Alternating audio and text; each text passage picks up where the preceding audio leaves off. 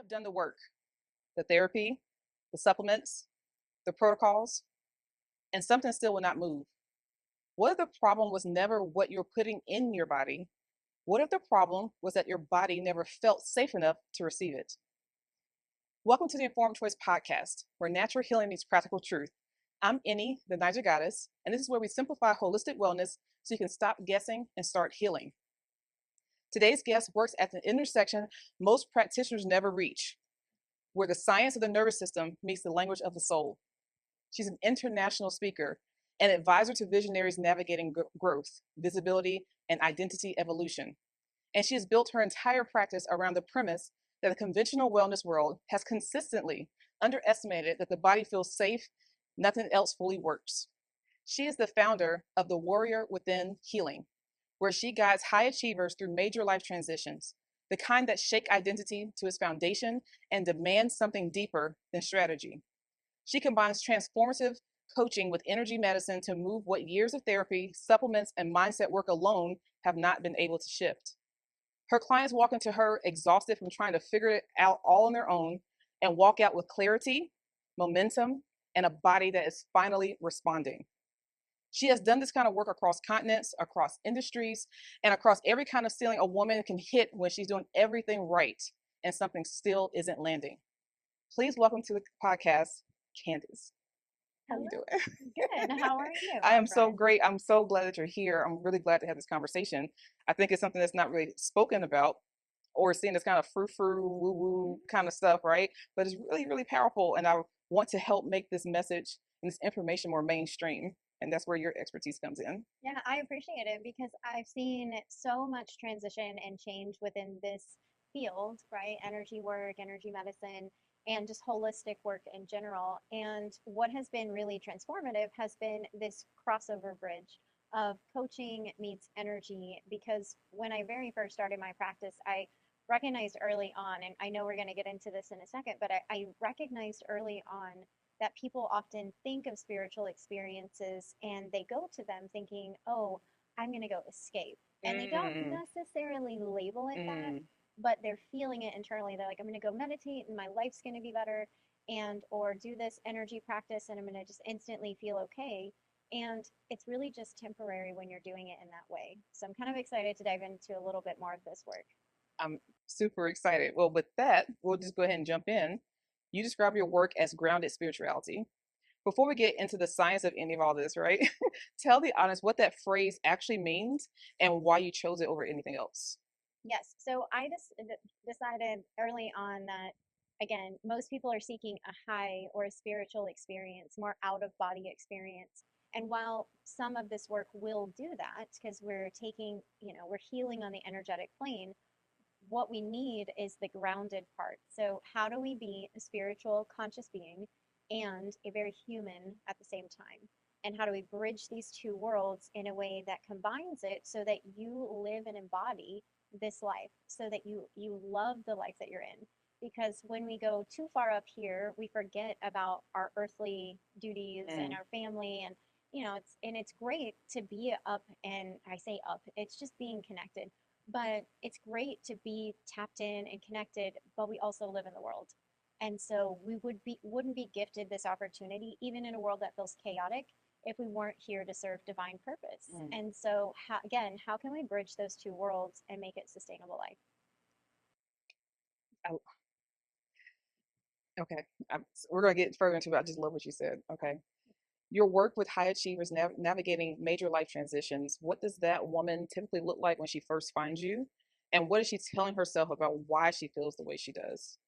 So most of my female clients are coming in after 20 and 30 years in a career.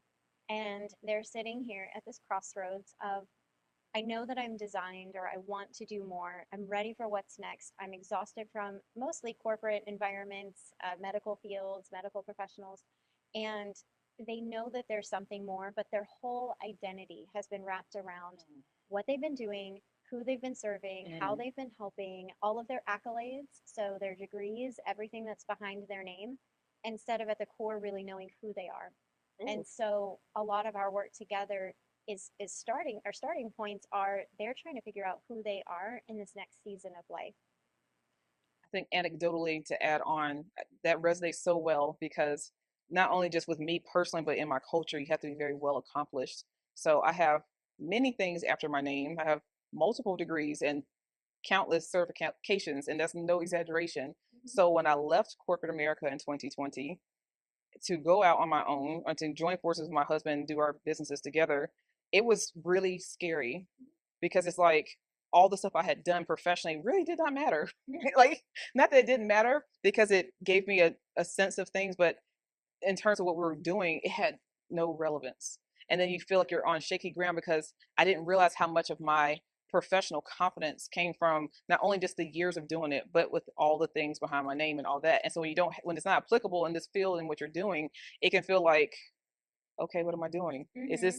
Does it feel safe because it's Yeah. new and I don't I have to stand on really on me and in my inner knowing, and it was a transition. Like I had to lament the loss of not going to corporate America anymore when I left. I made the decision to leave. It still was I've been doing it for so long. Right. Right. And then it's like I'm in this whole other life. So Mhm. the fact that you focus in on that, that's so powerful because so many people encounter that and they Yeah. feel lost.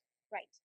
Right. Well, and something that I'll point out is I bet there is a lot of crossover that you might not have recognized. That's the other part of my work is helping bridge. Okay, when you are stepping out of this, you do feel like an infant all over again. You're like, That's a okay, great way to put it. it does. It literally It's a feels like great you way know to put it. zero things. And just because entrepreneurship is its own, we have its own label, right? And its own world, but there are a lot of transferable skills that we don't often recognize or validate for ourselves. And so that's one of the things that we sit down and do is we're like, okay, so in your career, here are all the things that you gathered, skill wise, communication skills, different things that are definitely applicable to over here in your entrepreneurial journey. Because I believe that everything we do in life leads us to exactly where we're meant to be. 100%. And there's, the discipline behind having a degree, the time and energy and determination to do it. Same thing over here in the entrepreneurial space because we know that businesses take a minute to get going, They sure do. and it's like the patience involved in that is so high. And I agree, the identity piece of who am I now is a big part of that transition Who because am I now? That was the question. yeah, who am I now and who have I been even? Because so much of our identity in America, I would say, I don't know, I can't speak to this in other countries, but in America, we build our foundational understanding of ourselves based on external expectations. Mm. And so we're constantly labeling ourselves instead of, who am I? And there's nothing wrong with having purpose behind a degree or purpose in our life. And at the same time, that's not only who we are, but for us, most of us, we lead with that because it's what makes us the most accepted or, validated. And it's not always in a negative way. It's just how we've been accustomed to associating ourselves. Yeah. So spot on. Yeah. You say that until the nervous system feels safe, real growth can't happen. Mhm. So walk me through what you mean by that and what does an unsafe nervous system look like from the inside? So, our nervous system dictates everything. And one of the things that I've seen very consistently in clients is the moment that, well, let me just back up. So, energetically, we resonate at a frequency we are most accustomed to. And then we connect in with our external world with that same energy resonance. So, let's say, for example, you grew up in a household that felt kind of disjointed, or maybe there was a lack of communication, or even maybe there was a lot of turmoil, so a lot of unexpected, Mm. like you didn't walking on eggshells. Okay, now that's not everybody's experience, but sometimes that's the experience. So let's say that is, well, energetically, what you will duplicate in your current environment are very similar things. How that can be represented in your everyday life could be clutter. You might have a lot of clutter, which creates a lot of chaos, which means it's unstable, right?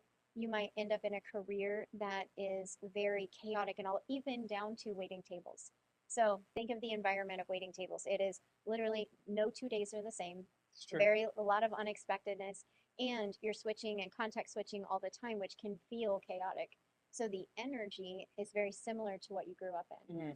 Mm. And that's just one example. Now, how that shows up in our nervous system is that we might see physical symptoms.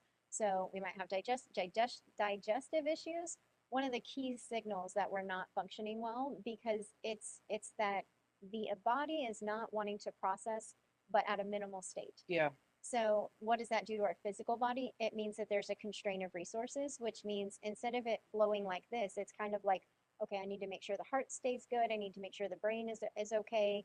And then we're just going to eliminate everything else, or we're going to hold on to it. Hold on to it. So, one way or the other, it's not healthy for the body. Now, how we create a regulated or at least safe energy within our body is to unlearn what we've learned and to walk through our experiences. The great unlearning. Yeah, it is literally just unlearning and relearning all the time. And it's because we've been so conditioned in our life. And, our body wants to keep us alive. Like our brain wants to keep us alive in whatever our state of safety is, it will keep us there. So, and we will duplicate that energy until we feel that. So, as you start doing this inner work and start moving the energy out of the body, you will start to watch as the way that your life used to be gets really uncomfortable. It's kind of one of the reasons why, like somebody in addiction, when they have to almost literally change their entire environment because it's so uncomfortable for them to be in a space that doesn't feel resonant anymore. And not only because it's the temptation, but it's like out of alignment at that point. Yeah. It would be like I'm sober and I'm gonna go hang out in a bar. Like it doesn't make sense. Right. Like, and so as you're starting to shift, you'll start to notice what things need to fall away. And so being able to go back to your original question, your physical body will start to show you when you're in and out of alignment based on your current state of being. So as you build that new foundation of safety, so what does that look like? How does my body physically feel when I feel safe? Because a lot of us don't slow down long enough to know that. But as we build that, then we're able to reset that foundational understanding of safety, and then we'll get the signals again and be able to have less of the brain fog or the sleepless nights or the anxiety, the depression, all of the symptoms of a dysregulated system. Mm-hmm. Yeah. Okay. There's a difference between a woman who has processed a major life transition and a woman who has simply survived and moved on. Mm-hmm. What does your work reveal about that gap? So, a lot of us are hyper independent, and we've learned how to just compartmentalize. I'm very good at that myself. Extremely guilty. And it's a coping mechanism that only works so long. And then as you upgrade and up level in your life, you have to let go and move through these past experiences to get to the next place. Because what got you here is not going to what's going to get you to the next place. I just repeated myself. And I say that because I'm constantly having to understand where I'm holding energy in my body. Prime example, literally yesterday, went to this gratitude dinner that is amazing, and I hope anybody gets the chance to go. And in it, you're supposed to show gratitude to someone that you haven't given enough gratitude to. And most of the time, it's somebody that you held anger, resentment, frustration. Ooh. Maybe you just didn't tell them enough. Maybe it's somebody that you only met like one time in your life. There's many different scenarios, but most of the time it's for somebody that you used to actually hold a different energy for. Wow, so, that's powerful, and it's just in the concept. Yeah, it's a really beautiful event because not only is everybody sharing, we found last night that there were a lot of through threads in our experience. A lot of us left home really early in life, hyper independent, really took care of ourselves. And so the people in my experience who I was giving compassion for was actually my father. And so as I've been in this season of growth and expansion and healing, the next layer of my existence, I realized, I was like, oh my gosh, I've never given my father this layer of compassion. He was 19 years old when I was born. He was super young. And for my whole life, I was just angry. I was like, why is he not my father? Like, why can't he just be like the man in my life, And he just didn't have that capacity. And, without going too deep, it was just like, I had never understood where he was at mentally or emotionally, or just like his whole life changed at 19. I had my first child at 19, so I should have, yeah, I should have that basic understanding. Even my mom, she was 21 and a nurse and like in nursing school. So it's like their whole life changed, and I had never once slowed down long enough to consider that.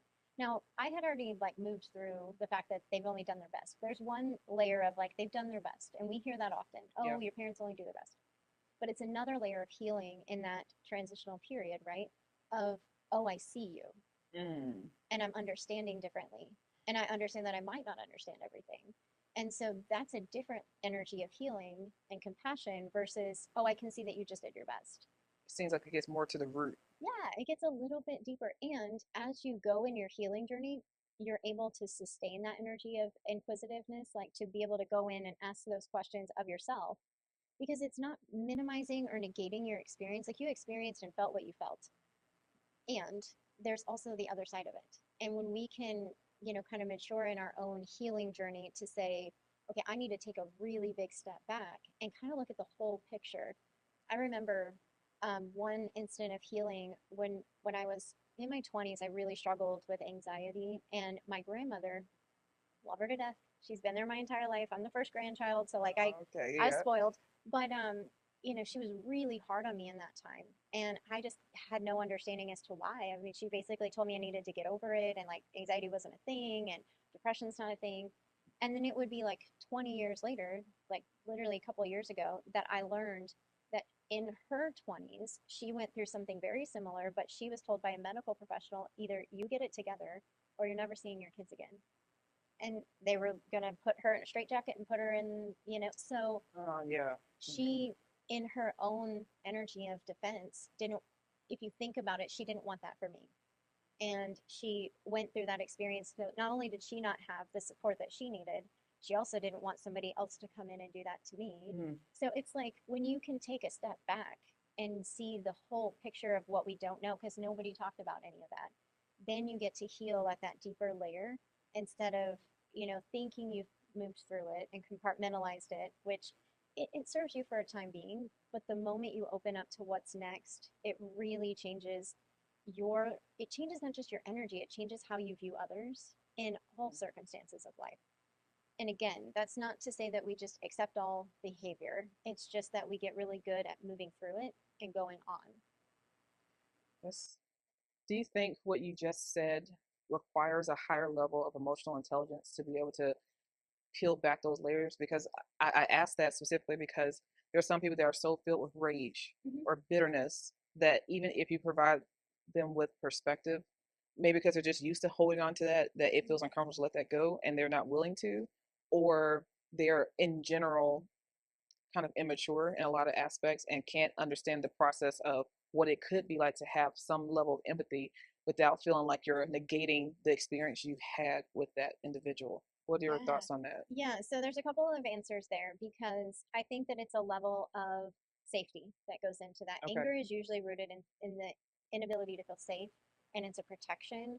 Because when you think about it, the energy of anger is it's a signal that, hey, something's off. Mm-hmm. And so, and if you had to suppress that for whatever reason, and you never got to express it or move through it, it can be really hard to hold compassion and understanding for anyone else because you're not given that same opportunity. So if I'm not given it, then why should you? And or there's just not enough. Nobody's been there to support them, and not even people can be there to support them. It's the receiving part, right? Like they need to be open to receive the compassion and the love, and sometimes that can feel untrustworthy, Mm-hmm. because their anger probably comes from a disappointment or a disconnection. And some of it can be depending on if there were drugs involved in their life. Like we know that when you get into drugs at an early age, sometimes your maturity does stop. Yeah, because Drugs of your specifically or drugs and alcohol? both, because it can, drugs very specifically, alcohol can also do this, but what it does is it kind of keeps you stuck at that developmental level because your brain literally stops growing from the use. And so that's where, somebody that might start drugs in their like teens might revert back to teen like behavior often. That actually resonates and makes sense. Yeah. Mm-hmm. Okay. You talk about visibility wounding as something that blocks what's next for high achievers. Describe that for someone who has never heard the term. And what does visibility wounding feel like in the body? Mm. Okay, so there are so many different types of visibility wounding. So visibility wounding is something that holds you back from wanting to be seen. From So wanting to be seen? seen, yeah, from wanting to be seen, to be heard, to be in front of someone and have them know you and like know the full you. And especially when you are someone of influence or somebody that's, take, like, let's say you have a book, right? Yeah. If you have a book and you're needing to go out and launch it, guess what? People need to see you. Yeah. And so what can be on the back end of it is, okay, when you were in high school, or middle school, did you get made fun of? Was being seen or being visible something that would be reflected negatively on you? Or if you were yourself, were you minimized? So there's various reasons why we don't want people to see us, and most of it goes back to it's not safe to be who I am, because when I am who I am, people either put me down or they make fun of me or they reject me. And so understanding what lever that could be, and it could be a combination of all of them, will help you determine like where your wounding is within that. And sometimes it's something that could be early childhood. It could be something in your career.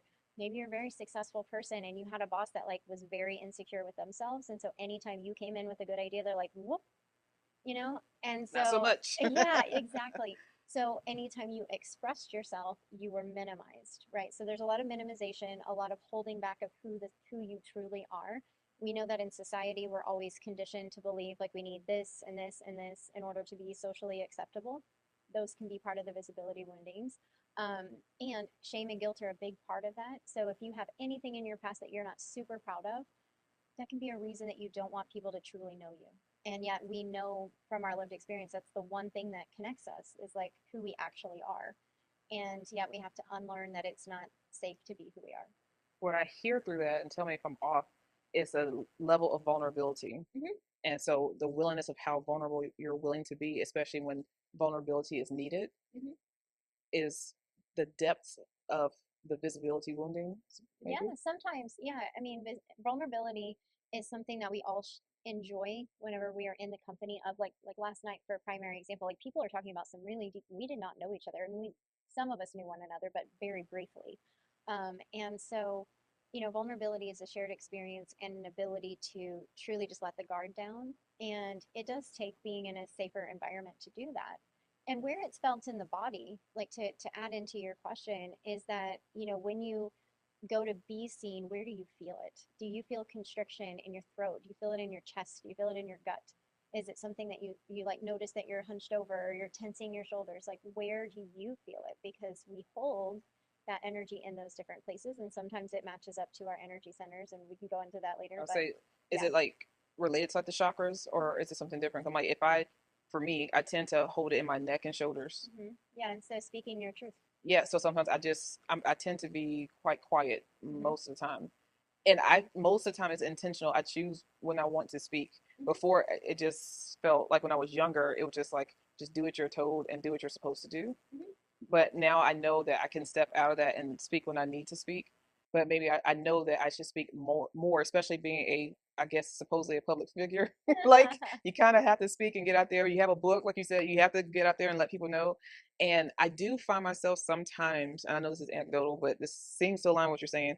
Sometimes, like I'm just reluctant, like to do so. Not that I don't want to or anything. I get the whole point of it, and I've blamed it on being an introvert, but I know it's more than that. Yeah.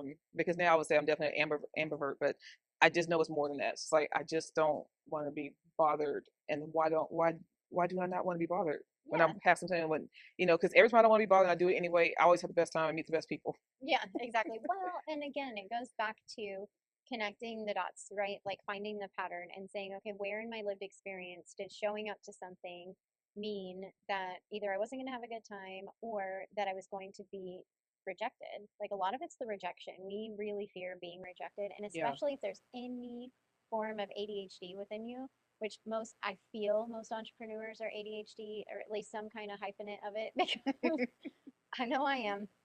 And because ADHD in the brain, we take rejection so seriously and so personally. And it can be very subconscious, and we don't even realize we're doing it. It's like the ruminating after a conversation, like, oh, I should have said that, or did I say that right? Or, did somebody, and written communication, terrible for us. Won't even go into it, but yeah. I So, just wonder about that because I don't identify with ADD or ADHD, but I am a recovering OCD person from childhood. So I think it's along the same yeah, breath in same. terms of that, Yeah. why that Very happened. same energy within what's going on in the physical body. Yeah. Yeah, that makes actually perfect sense. Okay, well, the nervous system operates below the level of conscious thought. How do you explain to a logical analytical, high performing person or a type A person, that her body is holding something her mind has already decided it's done with. Mm. So our nervous system is kind of like a smoke detector in the house, right? So Another like, great visual. yeah, like when you're cooking and you're burning bacon, for example, and it goes off, it's just doing what it's told to do, right? It's saying, hey, there's potential for fire, right? Vegan bacon. Vegan bacon. Vegan Just bacon. kidding. Just kidding. Could be onions. The smoke either way is the signal to the detector, like, hey, something's potentially going wrong. Yeah. So if you pay attention to the signal, you can then mitigate the fire. It's not going to happen. That thing goes off. Okay, that's a normal function. It's supposed to alert you when there's potential danger. Now, what can happen is, like, let's say that you maybe didn't burn anything, but you didn't open the window or you didn't, Mm. get it away. It's going to keep going off as if there's still something wrong, even though, like, the burner's not even on anymore. But there's still smoke. But there's still smoke, and it can't tell because you didn't do anything to relieve the pressure, right? To get things out. Or it'd be like, driving in a vehicle and you have the brake system, right? Like, you have to understand when to brake and when, like, if something coming in front of you, so you instantly do it. It would be like doing that nonstop. Like, oh my gosh, like, what if you were braking all the time? There's no actual danger. You're just you've been triggered enough times that you think there's danger all the time. So that was not as great of an example, but the, knowing that about our body is that our brain doesn't know if we're in actual danger Yeah. or not. Yeah. It only knows what we've prepped it for. Yeah. And so the more that we can move through the experience, the easier it'll be. Even down to a to-do list. I was in a training once with a colleague of mine, and she was talking about sleep, about how if you just do a brain dump before you go to bed, you will sleep better because your brain doesn't know that your to-do list isn't a threat. That email that you forgot to write, it thinks that that is going to kill you. It thinks that Right. that's a burglar. It doesn't distinguish between the two. It just puts you in alert, and then you can't sleep, and then you might as well. Or you don't have a deep restful sleep. Yeah, exactly. So, in our body though, like, we have to train our body what safety is. And we have to understand that our body is going to react and respond to keep us alive. Just point blank. It just wants to keep us alive. It wants to keep us from falling. Yeah. And keep us alive. Homeostasis. Yeah, make sure we're not dead. Yeah, that part. That the small things in life. Yeah, small things, just little things. Okay. You've had clients walk out of a single session with full clarity and momentum. I know you have. I've seen your testimonials on your site. Links are below. And that's something they hadn't felt in years. What actually happened in that session? Like, what shifted in them? Mm. So a lot of my clients, like I said, come in maybe not even knowing what energy work is, and or have never had an experience like Complete this novice. to begin. Yeah, most of my clients are really new to this work. I have had a handful of, conscious people, but mostly they've done other forms of work. Maybe they've done breath work or yoga, but they've never done energy work. And so that's part of the healing experience that's super transformative. And the other side of it is that when I go into a session, not only am I getting a divine message for them, so I come in with this message that then we walk through, and I'm like, here's what I'm picking up on your energy. Here's what you're moving through in this season. Let's talk about it. And it's always something that they're moving through, and they're just shocked that A, I would know that, but then B, they didn't realize it was possible to let it go. And then the other side of it is the pattern recognition. So where has this been duplicating in their lives, and where did it originate? When we find the origin point or the root cause of what's going on in your life today, and it's from like age 8 or 12 or 36, whatever it is, there is a moment of release in our body that happens naturally because it's just been holding because you haven't acknowledged it. So the acknowledgement is a huge factor in your healing journey, and that's just one part of it. Then what do you do with that information, right? So I found it, now what? Now what? Yeah. And so after we work through connecting the dots and helping them see fully, then on the energy side of things, I go through and I help them clear the field. And by clearing the field, it opens up your vision, so your clarity, your ability to see things through, your ability to trust in that. That's the other part, is most people come in with the root, sacral, and soul are completely non-movement. And it's because they don't believe in themselves to do the things. They maybe lost their passion or desire. maybe they haven't had it in a while. And And can you point out where the root sacral? oh, yeah, the root's at the base of the Mhm. spine. Then this sacral is the reproductive system, and then the solar plexus is right in the middle of the stomach. And with the root, that's all about our foundations. Yep. So financial security, home security. How are you in your community? How do you feel safe in your environment? Your values, like, are you upliving to your values? And having like a firm foundation there is a lot of what the work is that we're doing, and that foundational relationship with the self. So I feel important. like the most clarity comes through when the person on the other side can hold compassion and value and understanding for themselves for the first time. That really resonates. And I just think about people who I know in my life who have suffered with addiction, Hmm. that's some work that can be really transformative because they carry guilt and shame and Hmm. all those things, and they may not be aware of how, even though you might be past the addictive behavior, your body is still holding on to those things, and you might be presenting in a way that you're not aware of that's Yeah. still not healthy or conducive or the best for that particular person to Yeah, be their best. absolutely. And I struggled with addiction in my life. Early in my teenage years, I was just a kid who experimented with all the things and didn't have any supervision and lived on my own by the age of 17. And then, You said hyper independent. yeah, hyper independent. And, then later in life, alcohol was a big challenge in my life because I had so much depression. And I was at a place where it was so comforting because I wasn't wanting to deal with everything I had lived through. I mean, I went through such a traumatic experience at age 15, and then being a young parent, and then having, an abusive husband. Like, all of these lived experiences were everything I was shoving away. And I was just holding it, literally holding it in my body, and then wondering why I couldn't sleep at night, or wondering why I felt so depressed. And, and then when you go into And this is that, despite doing all the right things because you've always been fit and active well, and, yeah, and I mean, eating well, and relatively so healthy. relatively healthy, yeah. I mean, and it hasn't been my entire life. Like, I've gone through waves for sure, but it was more like I was trying to do the right things, but not working on me. And that Mm. was the biggest thing. I was Ooh, say band-aiding. that one more time. Make sure that resonated. Yeah, yeah. I was doing all the things I thought were right, but I wasn't actually working on me. And I was masking, like, working out was actually an addiction at one point, and had eating disorder at one time. And it goes back to control and safety, and what do you place that in? Safety. And, that's where addiction of any form can make you feel so much guilt and shame, because in your mind you're not doing it right, and then you're less than, and then you are unworthy of, and so you just spiral and you just keep going. And that's where some people never come out of that, because they only are seeing themselves through this harsh lens. Yeah. Yeah. And one of the things that was so beautiful last night, was one of the women said that who she was most grateful for was her past self, Wow. because she had to really That made me forgive. feel emotional all of a Yeah, sudden. yeah. She had to forgive, and I've had to do this too. She had to forgive and let go of the shame and the guilt that that version of her held. And I know I had somebody say something similar to me, where they said, you have to learn how to hold love and compassion for that past version of you, because they went through all the hardships so that you don't have to.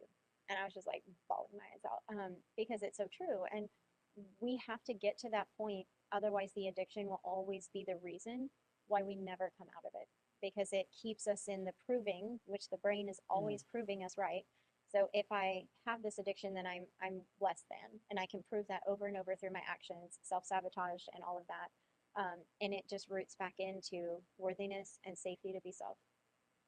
That's super powerful. Mm-hmm. Like I can really see how a particular person struggling with addiction, and even though they've stopped the behavior, like whatever substance they were Mm-hmm. addicted to, but the mentality and the what you've held hasn't been let go. And then again, anecdotally, like I've never struggled with addiction in terms of substances or anything, but growing up, being abused, Mm-hmm. um, and I won't say who, but being abused and still having to navigate life like everything is fine, Mm-hmm. and still having to do all the things you have to do, especially in my culture. Like you have to be high Mm-hmm. achieving in my culture.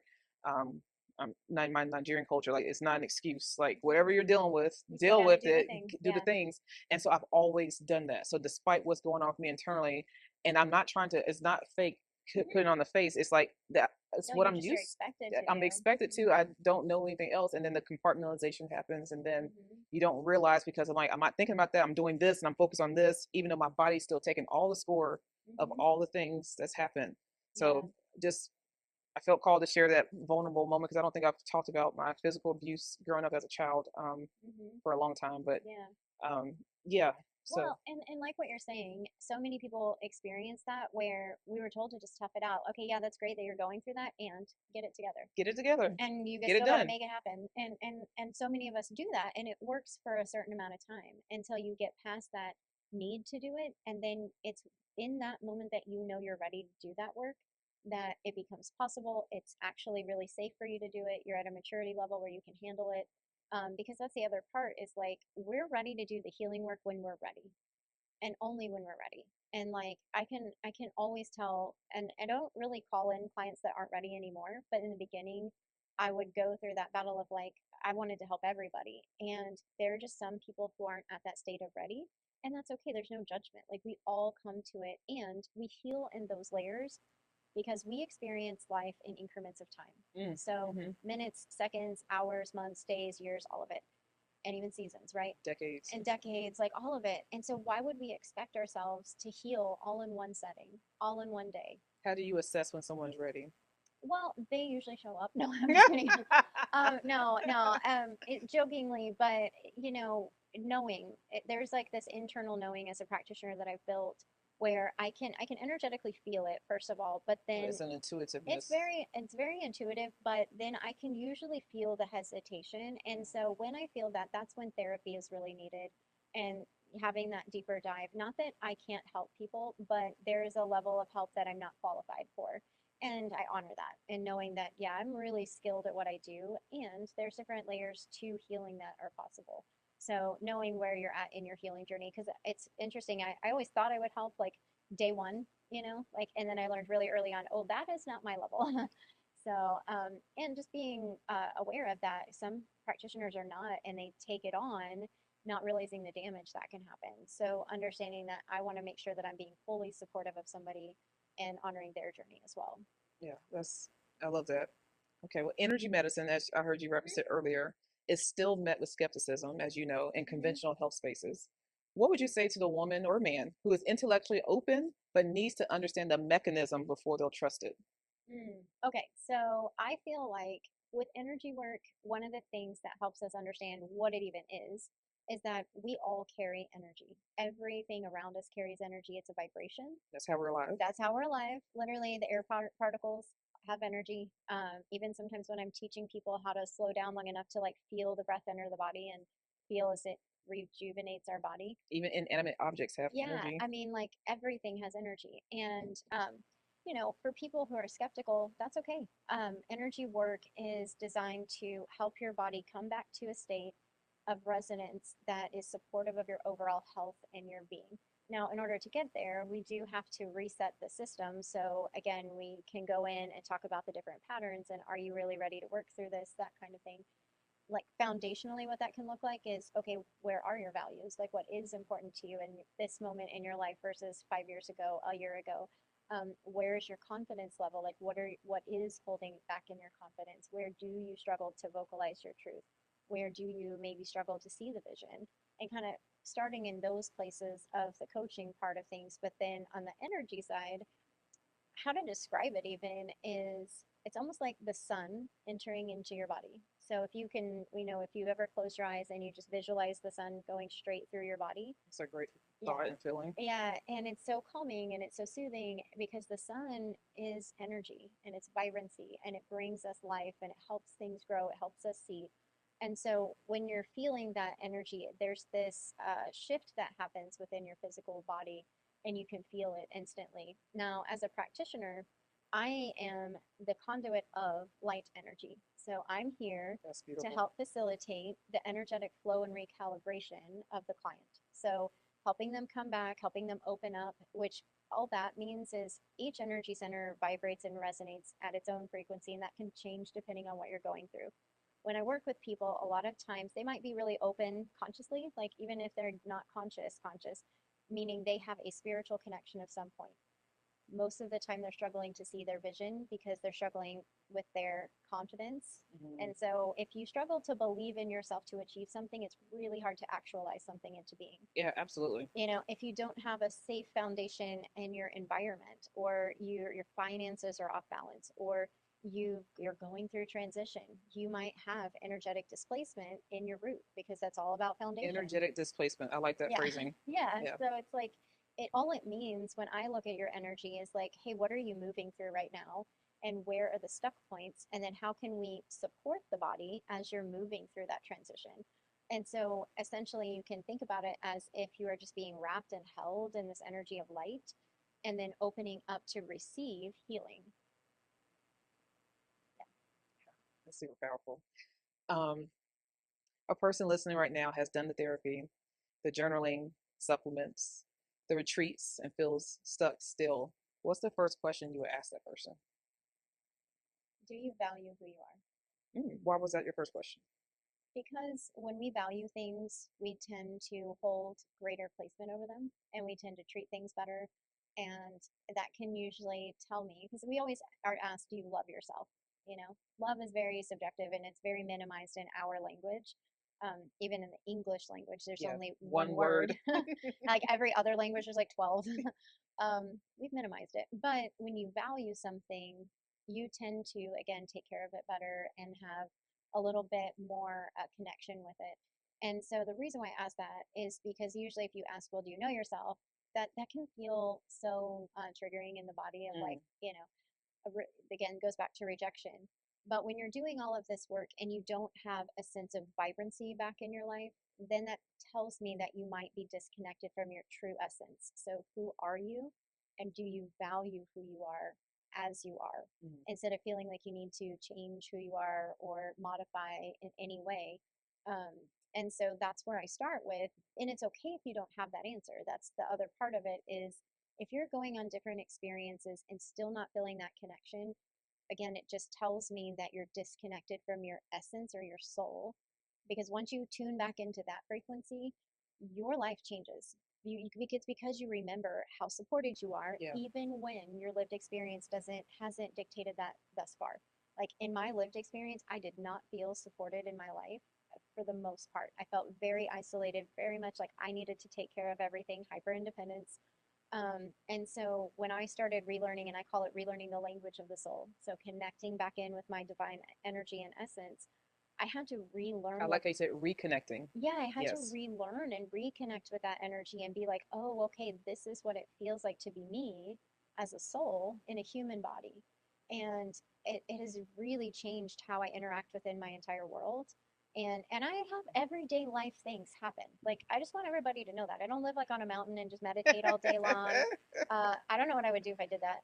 But I still have life going on. I just handle it differently, and I take more time with it. And I'm not perfect at it. I still have those moments of reaction. I try, they're minimal, but when I have them, it's a signal that something is off balance and I just need to do some work.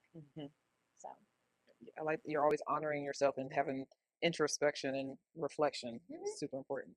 well, because it's easy, and especially in a world that is so challenged with hurt and pain and the anger energy, to be reactionary with someone else. Like if somebody communicates something and I can feel their anger and like feel it within them, I have to slow myself down because I tend to get defensive because of my lived experience. I had abuse in my life, in multiple areas of my life. So my reaction is to like whoomp and like reflect, or like deflect and protect myself. And so Yeah. I have to know that about myself, to say, okay, but wait, that's them. They're not actually coming at me. They're just they have life going on in the background. They might be upset about something else, and I'm taking it all in because I'm just an easy target.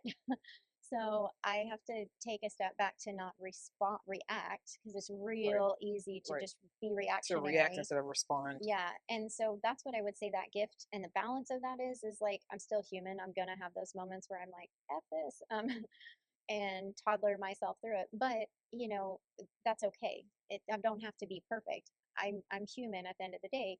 And how can I do it better the next time? Would you say, despite doing the healing work you've done because of the abusive past, and that was your lived experience, especially as a younger person, that you're hypersensitive to that type of behavior to defend yourself? Is that something you think will always be because of, since I was abused as a child, you were abused? Like, it's, what are your thoughts on that? So I think yes and no, because it really depends on the energy behind the person for me Mm. personally, because I've done so much work that I can usually see it in someone, and I try to not be like a peeping Tom where I'm not like looking at your energy, but like if you're coming at me, I'm definitely, scanning things. But for me, it is an interesting balance because there is a part of me, like when I'm in public places per se, and like there's like a loud thing that happens, yeah, my instant reaction is still Yeah. there. Yeah. Yeah, and that's just a part of my lived experience that I'm working through, right? Yeah. And it needs to be there. Like you need to be able to protect Protect yourself. yourself. Yeah. So there's a little bit of that within that too. Is like there's some that's just human nature and your body taking care of itself and your mind taking care of itself. But I will say the more and more healing work I do, the less actual fear I hold. It might be like an energy of protection that I feel, but not fear. If that is that making sense? It Like does. before, it would be definitely like, oh my gosh, am I going to be in danger? Instead of just like, oh, I need to pay attention. Hmm. You're able to assess Yeah. far better Yes. than just only react. Yes, for the most part. Again, sometimes there are, again, there are certain, like, when I'm in certain areas of town where it's not always as safe. Yeah, my body is not exactly feeling great there. Okay. I get that. I get Yeah. that. For the person who has never worked with an energy practitioner, what would they expect in their first session, and how would they know they found the right practitioner? Oh, that's a good question. So, and it was so interesting that you would ask this because I literally had a client this week who had had two other sessions with different practitioners, and she was walking me through like her experience because we were talking about things, and she's like, "Yeah, I think I might be broken because I didn't experience Oh, anything." she took that personally. Yeah, yeah. Okay. And so, or she kind of thought maybe this isn't, for me or whatever. And so, how you know that you've moved through things is so, okay, your Apple Watch, your Aura Ring, your Fitbit, whatever device you might have, because we all pretty much have them now for the most part. Usually it will register heart changes. Yeah. It might even register a nap. I can't tell you how many Aura Rings go off in the middle of a session, like, hey, are you napping? Are you meditating? Which is so fun for me because then it like confirms it for them. Because what an energy healing session actually physically does is it puts your body into the state of rest and digest. So your stomach might gurgle, you'll have to swallow more. Everybody gets embarrassed the first time because they're like, oh my gosh, I feel like I haven't ate in like 12 days.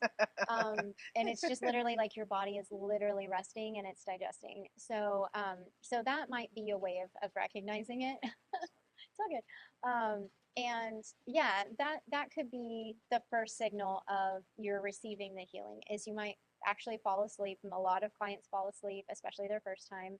I'll never forget my son. So as a practitioner, you never make anybody do any work with you. It's all, do you want it?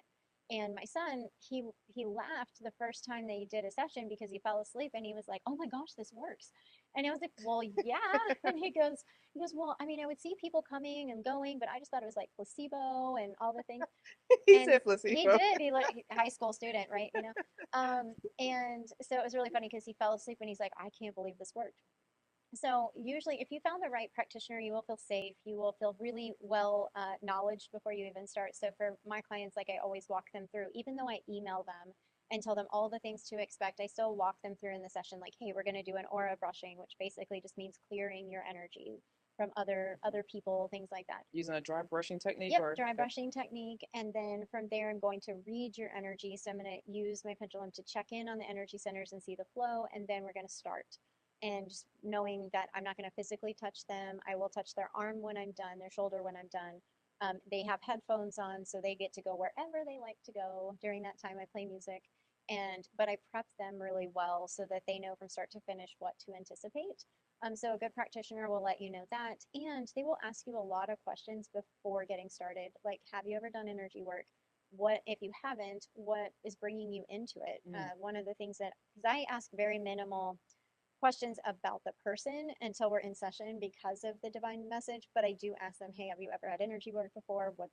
What are you coming in for primarily so that I can make sure we're working on that. But outside of that, I keep it very minimal on what I ask from a personal perspective.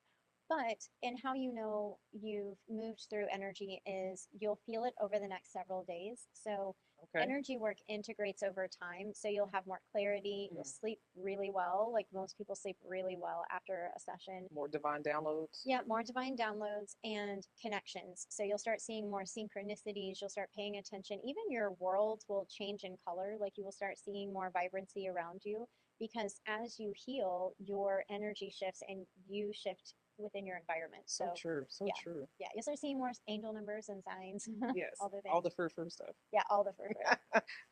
Okay. Some would argue that the language of energy healing blocks stuck patterns and frequency is not falsifiable and therefore not clinical.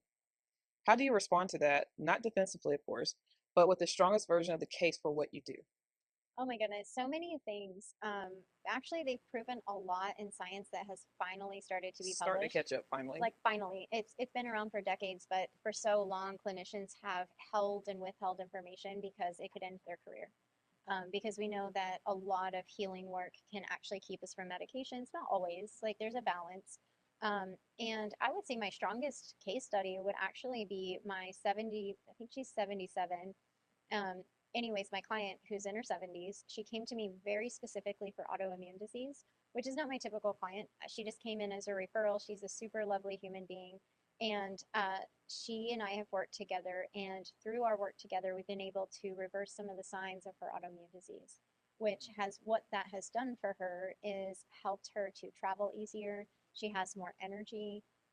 One of the things in working on that, again, autoimmune disease to an energy practitioner, at least to me, looks like constriction within the body. And Mm, what that looks like is suppression of the self. yeah. So she learned very early on, due to her life circumstances, that there was really no room for her to be herself. Like, mother had all the emotions, father was unavailable. So she didn't have the ability to even vocalize her truth at any point. So, and this, again, Sorry. My dogs are running. it's all good. I'm sorry. I have two myself. So, but she could never really vocalize her truth, and so over the time, she just learned to minimize every part of her, and it would go. She would repeat the Making herself pattern, small. making herself small, and then it would repeat in her marriage. She would make herself small. Then she would get divorced, make herself small, and so her whole life was about suppression. Well, when you're suppressing, you're not getting nutrients to the vital organs of your body, you're not allowing the energetic flow to happen. And so what that does is it starts that disruption, which then inflames the immune system, which then kicks it into gear and it starts fighting itself. So that's where her autoimmune disease originated. And so in being that we worked on the patterning, so where did it originate in her experience? Doing the energy work, pardon me, and clearing on that. And then from there, being able to recalibrate the energy going forward. So all of that to say is that she had measurable results with her doctor, which was exciting because her doctor's like, I don't care where it's coming from, you're just getting better. So that's the great part to me. Yeah. Yeah. Okay, that's fantastic. And that's how a person would know Mm-hmm. that. And then there is clinical evidence now that's Mm-hmm. been peer reviewed and published on scholarly references that you can Mm-hmm. find on PubMed or Google Mm-hmm. Scholar that talk about this and validate it from that perspective. Mm-hmm. Yeah. They've been able to validate distance healing. So a lot of my clients are virtual. I do have in-person clients, but it's like half and half.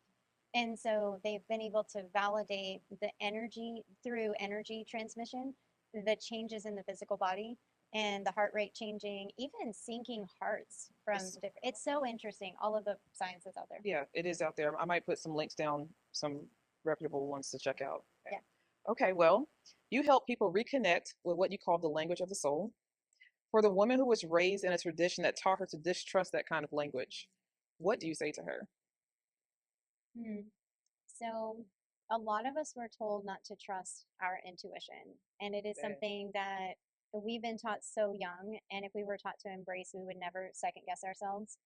And what I would like to offer is, if I could describe what it's like to help in session, the first time that I experienced energy work, it was like I felt accepted for my first time.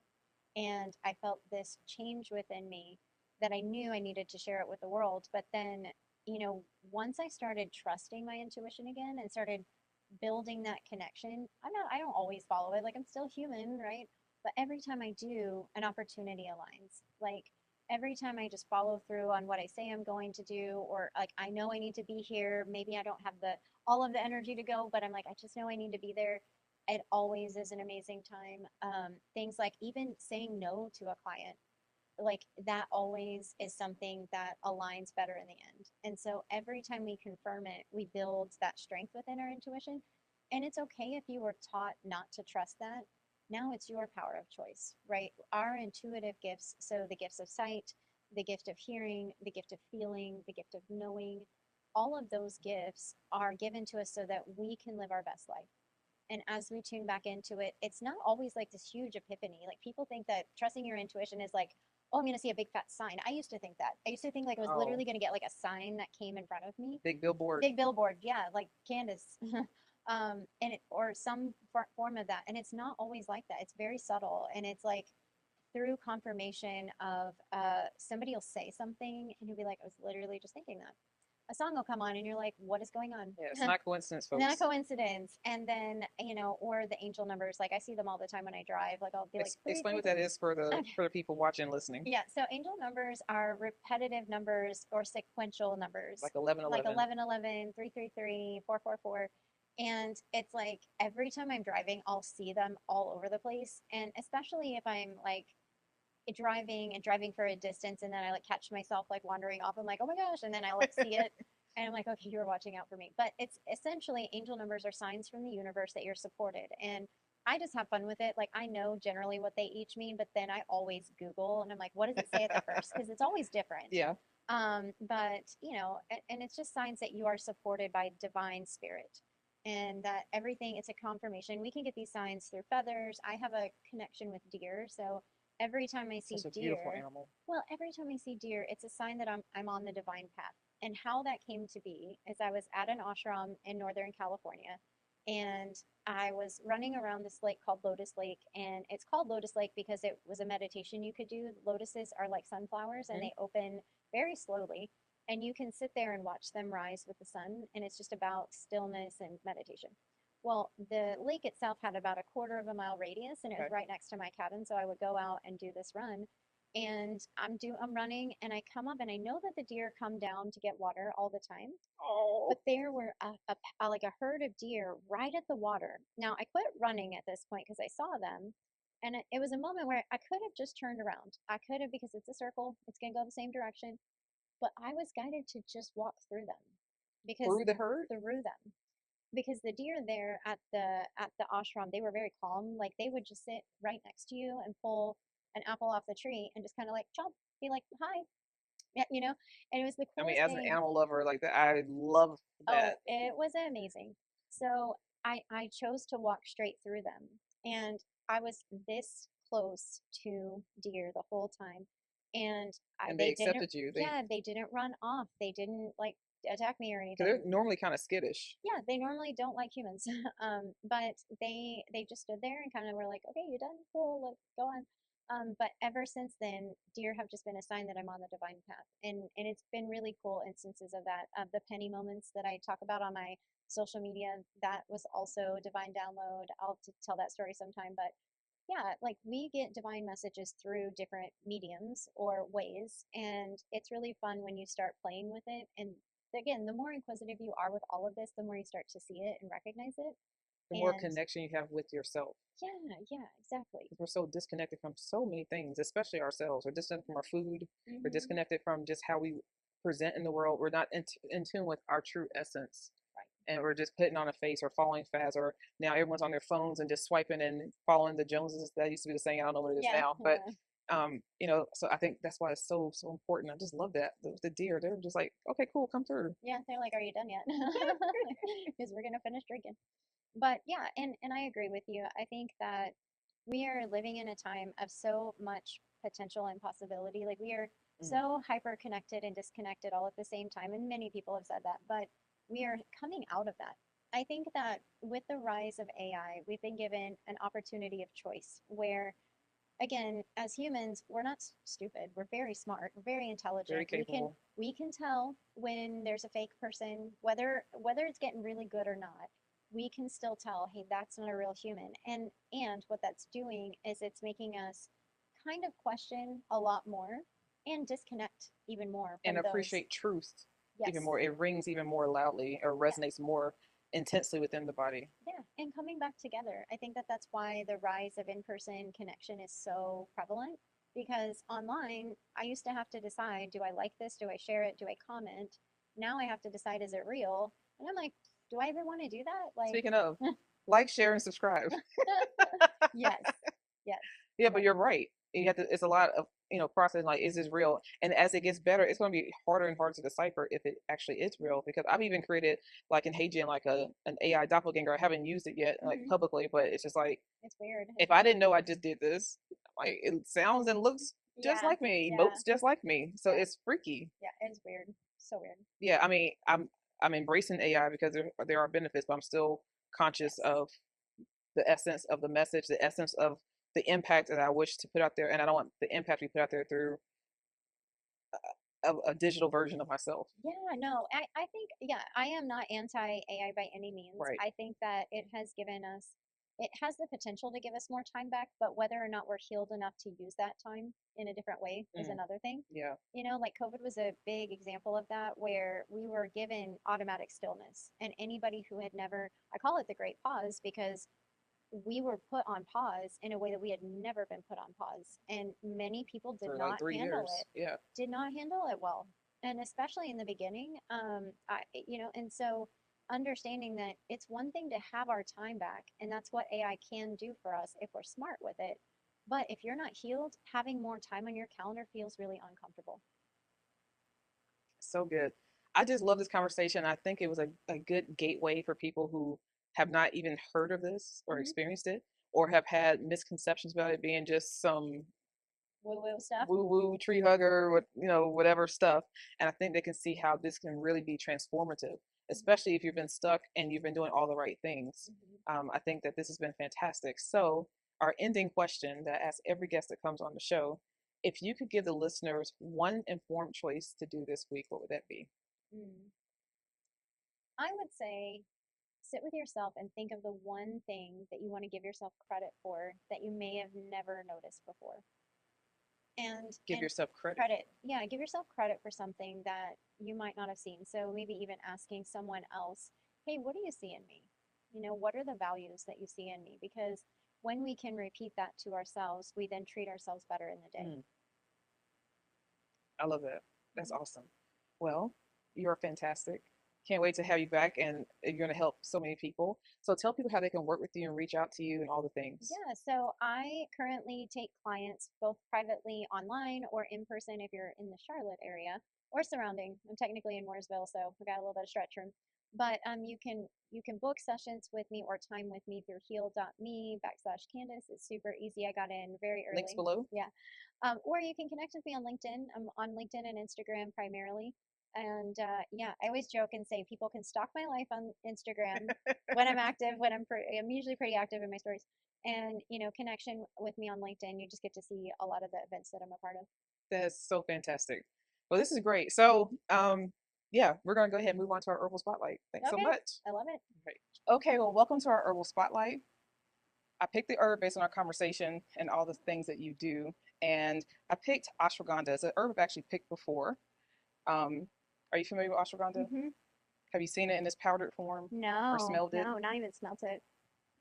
Ooh, it's like it's like very like not like buttery, but like it's got a different smell than I would have, like It has garlicky. a earthiness, but a sweetness and Yeah, it's like interesting. I would not have anticipated that. yeah, Huh. it's complex. Okay. It's in the on the spectrum it's considered earthy, Okay. um, but it also has I don't know, a little bit of sweetness to it. Okay. And I love it because it's an adaptogenic herb. Are you familiar with that? Hmm. Or a tonic herb. So a lot of people think of it as a sedative for sleep. It's so it's so much more than that. It helps. It regulates through the same pathway as like our hormonal balance. Hmm. It helps to just put things at homeostasis. So that's what an adaptogenic herb does. Sometimes too low, it brings it up, and sometimes too much, it brings it down. So it helps to achieve the body to achieve homeostasis, which is what we were talking about a lot today. Yeah, that's That's so why it's such a cool. great herb. And you can cook with this herb because I'll make stews and just throw some in there. Um, Really? and I love to do like a nighttime calming tea or something with it, or a latte because I don't drink coffee. Um, But yeah, so I really think it's very powerful. Most people can take it in capsule form. You can do it in the powdered form. You can do it with the actual herb and dry it out yourself. So it's really good. It's very well tolerated. It's not too many contraindications when it comes to ashwagandha. So it's something that I encourage people to do because you will feel more like you can just breathe deeply and just focus and have mental clarity and just let things be neutral. Interesting. So um, this is a cold version of it. It's just some milk, some homemade hemp milk, and I stewed the tea with stevia leaves, and I put some magnesium bisglycinate in there. So this is very relaxing. So if you like to try it, this is all for What? you. Oh, this is just for me. Hmm. Okay, wait. How do I open this here? I'm like, act like I have no muscle or something. Jeez. Oh my gosh, that smells so good.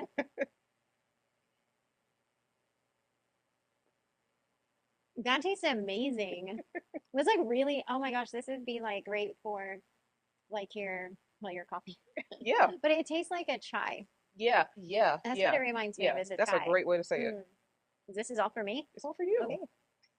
And you're gonna feel nice and calm. So when you fight traffic going back home, you're not gonna I'm care. not You're gonna not gonna be care. bothered. I'll just be there. Yes. And adding it, and you can do it any way you like, but I like to add I didn't in this one, but I like to add a pinch of Ceylon cinnamon because it helps with blood sugar regulation, especially if you Mhm. drink this before bed. And I added the magnesium bisglycinate because it helps again with the relaxation of muscles and just equilibrium, homeostasis, all the things we've Mhm. talked about. And then the homemade, Smells so good. okay, I'm glad.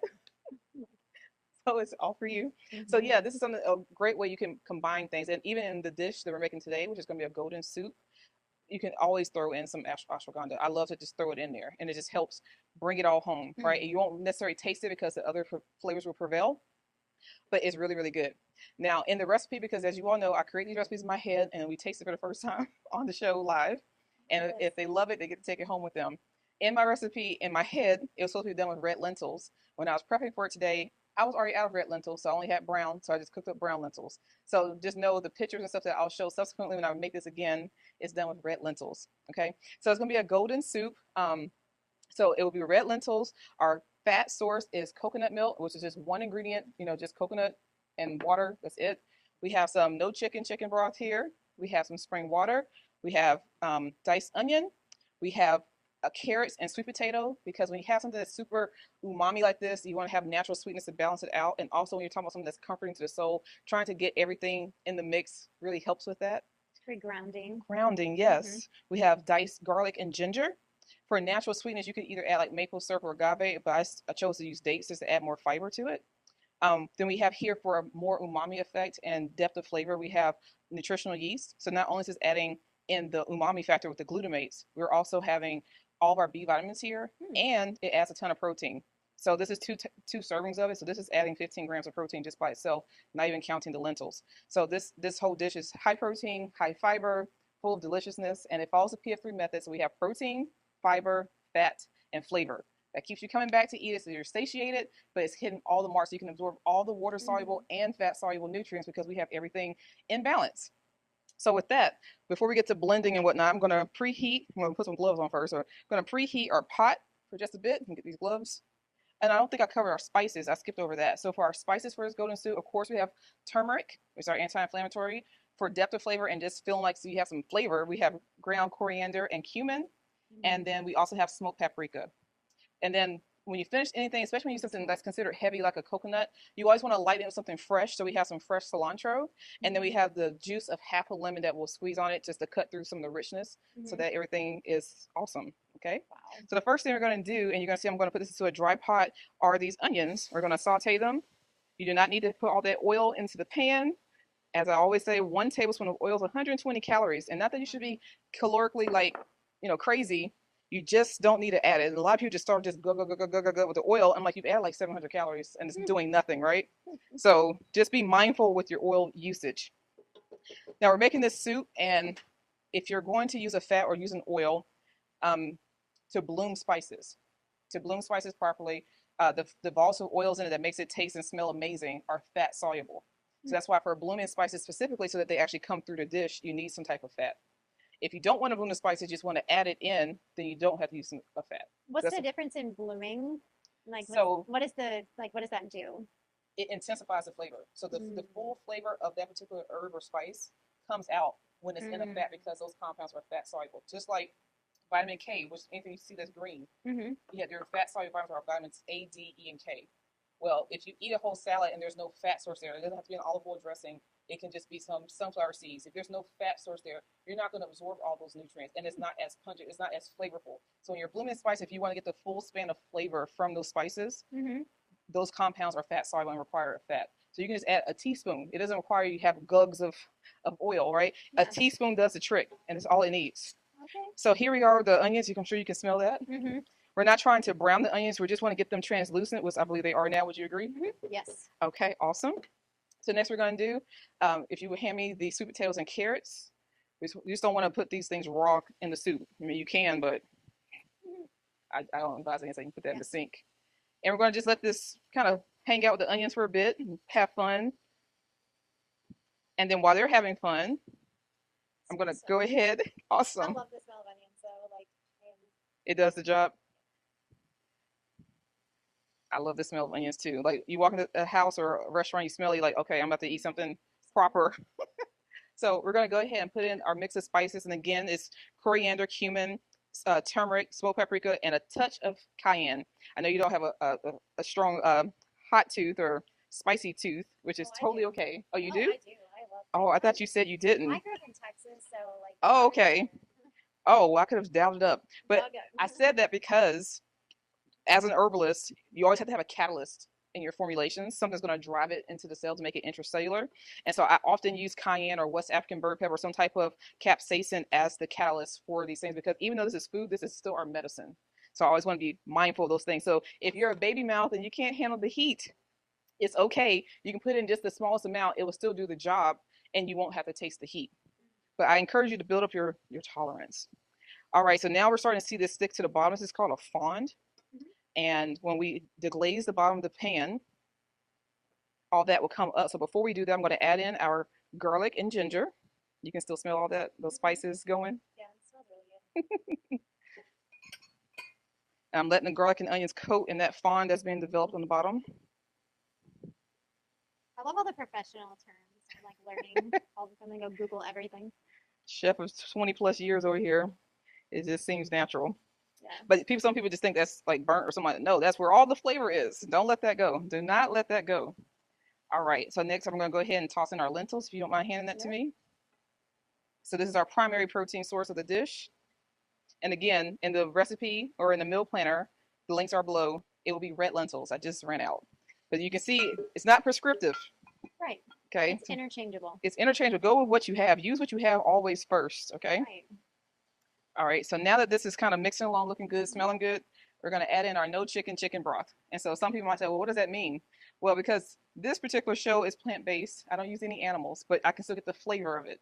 And most of the time, if you eat chicken plain, you wouldn't like it. It's the herbs and spices you put on it and poultry seasoning, because poultry seasoning doesn't have any animals in it. So you're basically using like a poultry seasoning in your broth. Okay. You can use vegetable broth. You can use a no beef broth.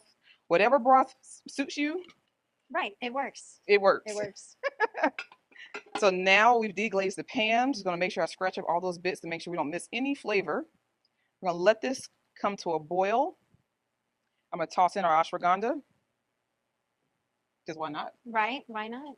I love, well, and it just looks so gorgeous with the color. It is. Oops, as I'm making a mess because I didn't bring the right utensil. And then I'm also going to add in our nutritional yeast. Now, in the vegan world, a lot of people use this to make cheese and stuff. I don't think it tastes anything like cheese, but it always adds a great umami and always a great source of protein and B vitamins. So we're going to let that come to a quick little simmer. And once it does, we'll transfer this over to the blender and blend it up. And then Candice will give us her on-air taste test and see what she thinks. I know, that's so fun. Now, a tip, never have it be a total surprise when you serve it. So taste as you go. Yeah. So right now, I'm going to taste to see if we need to add any bouillon or seasoning to it. No. She says no. Not at all. Okay, I did that. The other thing I failed to mention, for the human body, whenever you're using turmeric to have all of its medicinal properties, the curcumin in the turmeric to fully absorb, this increases the absorption rate by using pepper. Okay. So you always, even if it's just a tiny pinch, it makes a huge difference in terms of what your body's going to be able to actually absorb. And since she says she likes Texas heat, Yeah, I won't be bring super it on. shy on the black pepper. Black pepper is one of my favorites. So, Awesome. especially cracked. But Freshly yeah, cracked. It's yeah. the only way to do it. All right. And then I'm going to also add in our fat source, which is the coconut milk.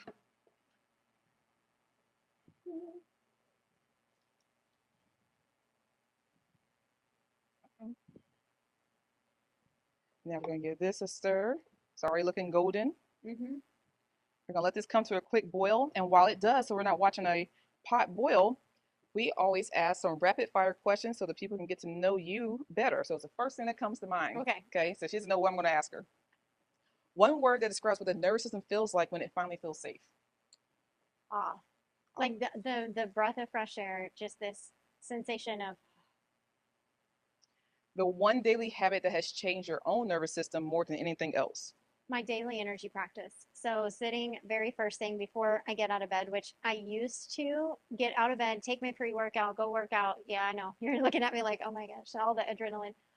But now instead I take a half an hour, depending on the day and what I have going on, but typically it's half an hour to just run through my energy system and do a quick cleansing. So That's powerful. That's mhm. excellent.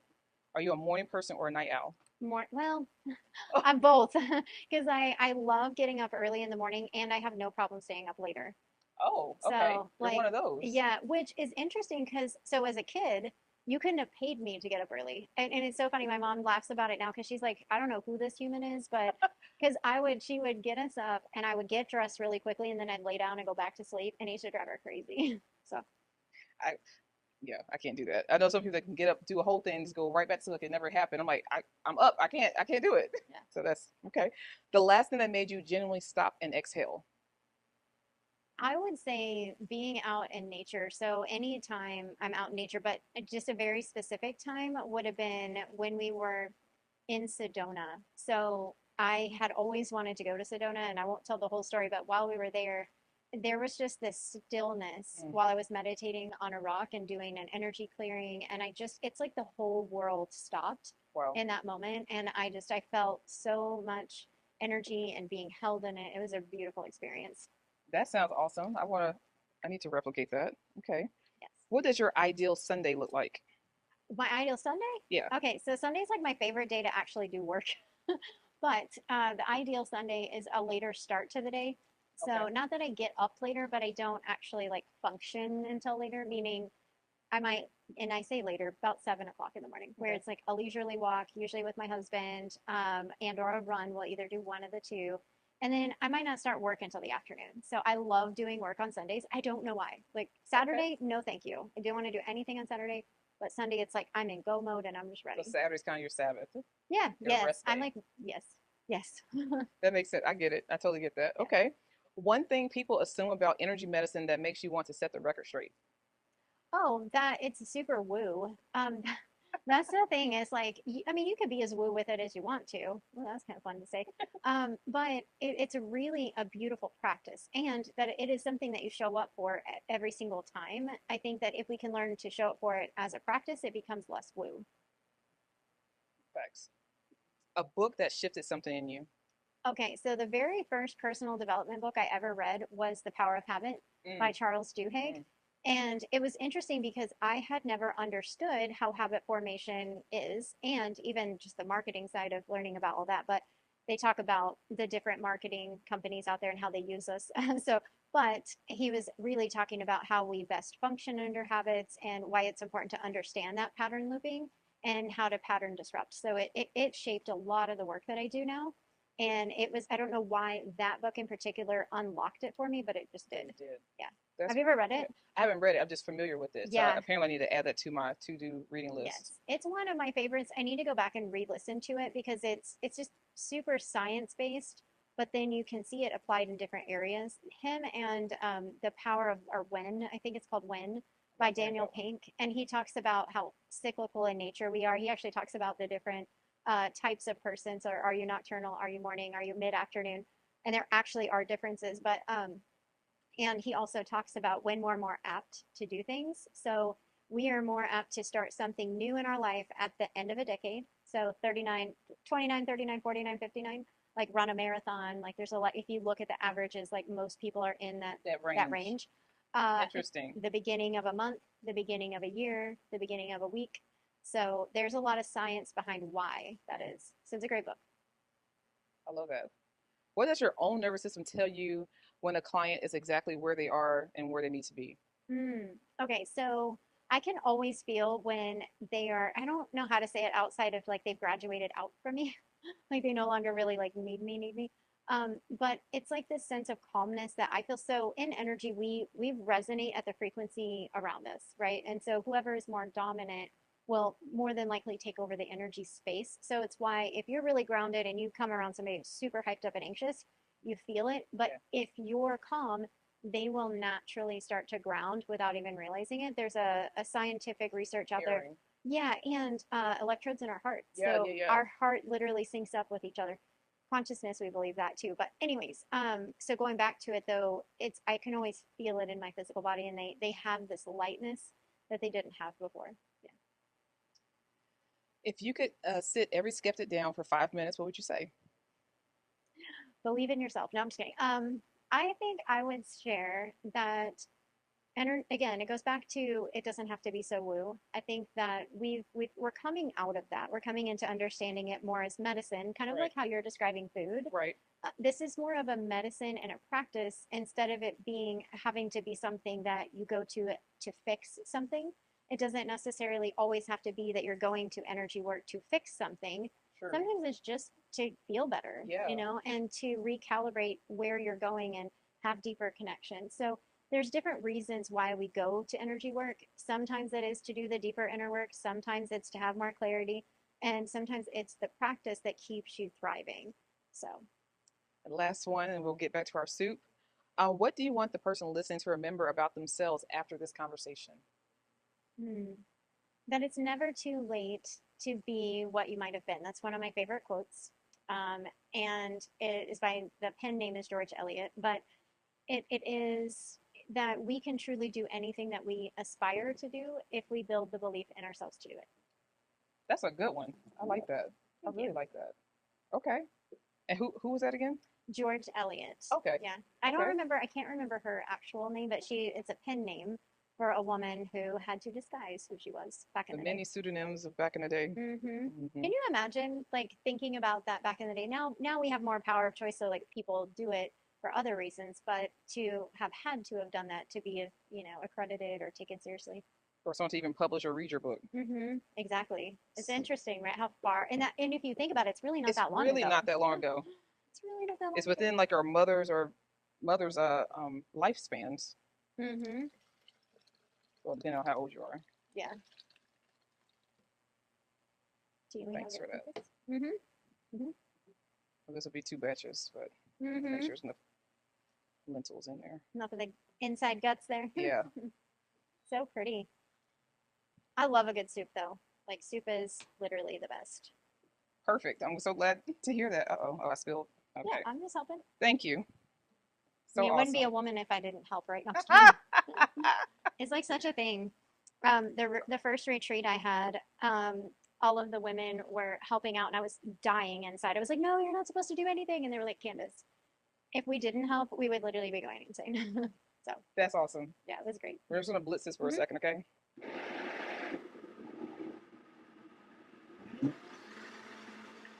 I just added in the freshly squeezed lemon juice to brighten everything So up. good. I love lemon though. Okay. Lemon is the best thing ever. I love it. Just brightens, cuts through everything. And then we're going to add freshness because you always want to have something fresh. So we're going to add some cilantro. Moment of truth time. I know. I see this. Okay, this is so cute. I love the smell of the lemon. That's all I can smell right now. And I'm like, I love a good lemon. I'm going to put a little bit of cilantro on top. Okay. Hope you're not a cilantro hater. You didn't? No. Okay. No. Thank God. Okay. All right. I'm going to show our golden soup. It looks so pretty. Okay. So now, taste test time. Okay. Let's see.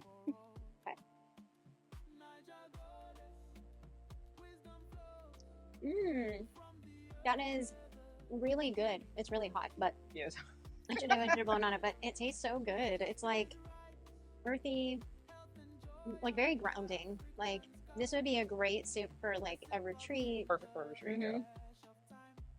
What flavors are coming through for you? So I definitely am tasting the combination of the lentil with the sweet potato, and then the different spices. Like I am tasting each one, but they're like subtle. And I think maybe even taste the ashwagandha. Now that I smelt it, I think I will understand what it tastes like now. So is something that you would make or eat or absolutely order? Oh yeah. And like, of course, I would have to have bread with it, but yes. So this is to be served with some sourdough. Oh, there we go. See, that would be my favorite. Yes. And I did ask you in advance about bread, so I omitted it. No, we're good. Now you know. Now I know. Now you know. Bring on the bowl. This is so good. Well, awesome. I'm really glad you gave a lot of people today the language to have these types of conversations, and so that they can approach it with more confidence and maybe accept it or step out into it or work with her. Links are down in the description or the show notes below.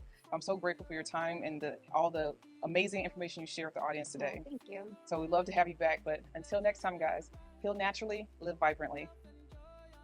African skies.